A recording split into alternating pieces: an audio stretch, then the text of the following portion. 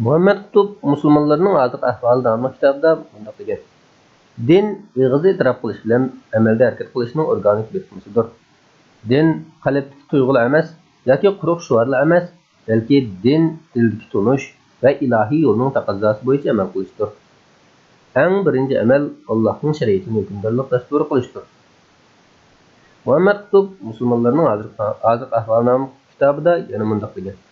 Shubhisizki Allohni zotda, sifatda, af'olda bir deb jazm aqida qilish, barliq ibodatlarni birla Allohga qilish, Allohning shariatini hukmdorlik dasturi qilish, boshqa qonunlarni hukmdor qilmaslik, mana bu uchi Alloh buyurgan, Alloh payg'ambar alayhissalomdan avatgan va Qur'onning asosiy mazmuni bo'lgan tavhiddir.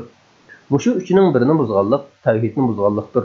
Shuning uchun u dindan chiqariladigan shirkdir.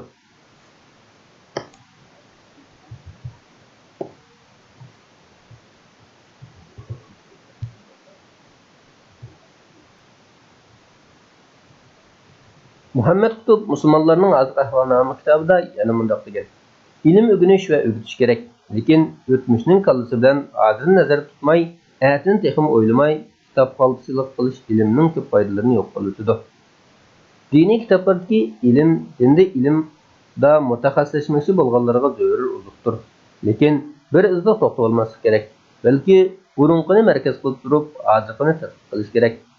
Ya'ni hozirgi ahvolga nazar qilish kerak.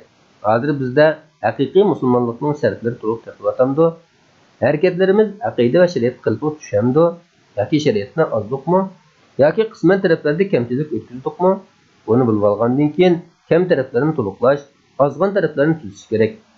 Boshqacha qilib aytganda, ulamolar din va ilm orqali din o'rgangan kishilarni harakatlantirib, haqiqiy islomiy dinni qurib chiqishi, hukmdornimi, Qur'onnimi tegishli o'ringa qo'yishi, hukmlarni Allohning shariatiga rioya qilishga qaytarib kelish kerak.